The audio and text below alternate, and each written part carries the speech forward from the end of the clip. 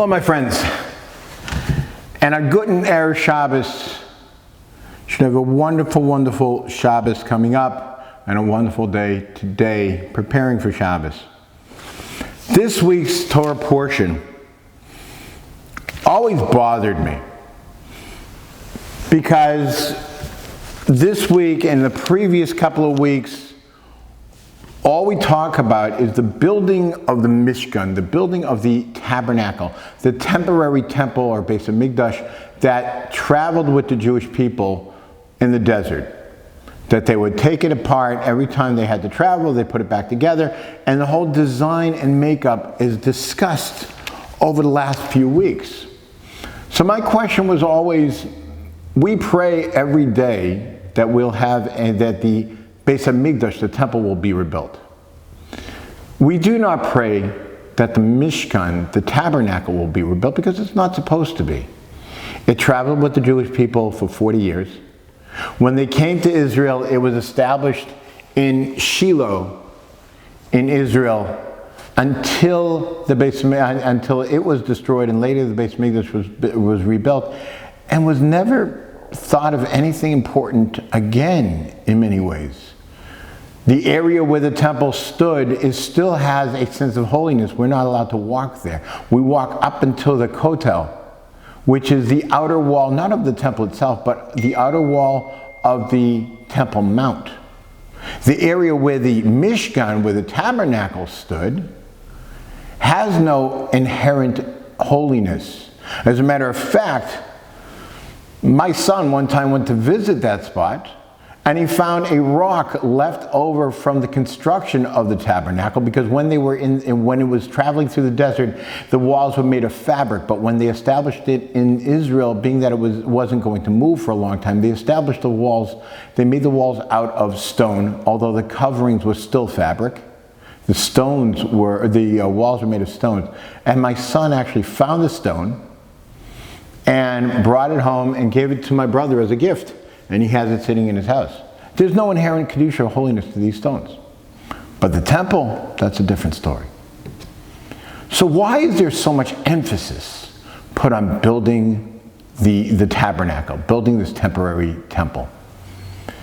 And also, this week's Parsha, after we have a long discussion about, for weeks on end, about building the tabernacle, all of a sudden we stick in the idea of keeping Shabbos. Remember how important it is to keep Shabbos. Ushmartem es Shabbos, you should guard the Shabbos. Ki kodesh lachem, because it is holy to you. And continues v'shamru b'nei Yisrael as a Shabbos, and the Jewish people should guard the Shabbos. La'asos es Shabbos dorasam, to perform the Shabbos for generations to come. Bris olam, and this is a holy covenant between me and the Jewish people, says God. What does one thing have to do with it? What is this doing here? So that's my second question. My first question is, what is all this talk about the tabernacle? And then the second question is, what is all this talk about Shabbos doing right here, within all the talk about the tabernacle? So the commentaries tell us the reason this is here is twofold. First of all, to tell us that keeping Shabbos is so important that do not think building the tabernacle, which is incredibly important, supersedes keeping Shabbos. We don't build the tabernacle. We can't build the Mishkan on Shabbos. And secondly, to teach us, all the laws, all the things that we know that we're not allowed to do on Shabbos, there are 39 types of work that are not allowed to do on Shabbos. And all those type of work can be learned from how they built and what they had to do in order to construct the tabernacle. 39 types of constructive labor. And we learn from there everything we can't do on Shabbos. I still have a question. Shabbos is so incredibly important, so central to everything we believe in. Why couldn't we learn the laws of Shabbos on its own? Keep Shabbos, here's how. But no, it says keep Shabbos and then figure it out. And the way we figure it out is we look at how we look at the deep construction and explanations of the tabernacle, and we learn from there, oh, that's what we're not allowed to do on Shabbos. Why? At least that answers the other question I had. Why all the details of constructing the tabernacle? Because God's teaching us to keep what we're not allowed to do in order to keep Shabbos.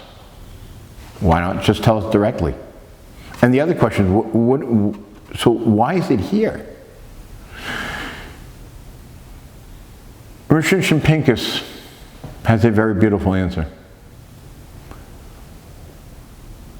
Our Shabbos is our tabernacle. It's our temple. It's our Beis Hamikdash. What's the difference? The Beis Hamikdash was a place in space, an area that we connected with God. It was a conduit between us and our Creator. It was a way to get close to God. If we were just walking inside, you would feel this closeness. And it had a holiness to it.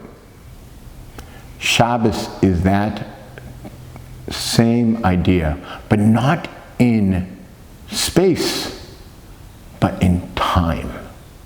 And it just occurred to me as I'm speaking, why do we compare it to the tabernacle and not to the Beis Hamikdash, the temple? Because the temple is not movable. The temple sits in one place. And no matter where you are in the world, we always look to that one place as the place that is our conduit, our physical connection to the Bari'olam, to the Creator. But the tabernacle, that's something that moves from place to place, that no matter where a Jew is, he has that connection to his Creator. He has his tabernacle, and that tabernacle is called Shabbos. And we do so many things on Shabbos that represent that relationship. Before going into the temple, a person has to be clean, has to bathe himself. Before going to Shabbos, we're told we have to clean up, we have to take a shower, we have to take a bath. Some people go to a ritual bath, a mikvah. In the tabernacle, we had a menorah. In the Beis Hamikdash also. We had a candelabra, 7 branches that was lit every evening. Everybody knows that on Friday night, we also have a menorah. We have Shabbos candles that are lit. In the tabernacle, there were songs that were sung when the sacrifices that were brought. On Shabbos at our table, we sing songs. We sing Shabbos miros, Shabbos hymns. So many likenesses. So many things that are the same. And because Shabbos is in time what the Beis Hamikdash and the tabernacle was in space. Shabbos is so central to everything we do and everything we are. It is our sign between us and God. That's why it's so crucial that we honor the Shabbos.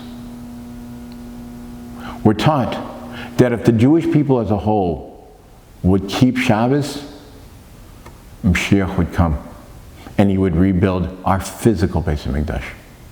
What does one thing have to do with the other? Answer is simple now that we've explained it. That if we appreciate God's temple in time, he will reward us with rebuilding his temple in space. Space meaning the area where the temple stood, and God willing will stand again. So I wish all of you, my friends, a beautiful and uplifting Shabbos. Good Shabbos.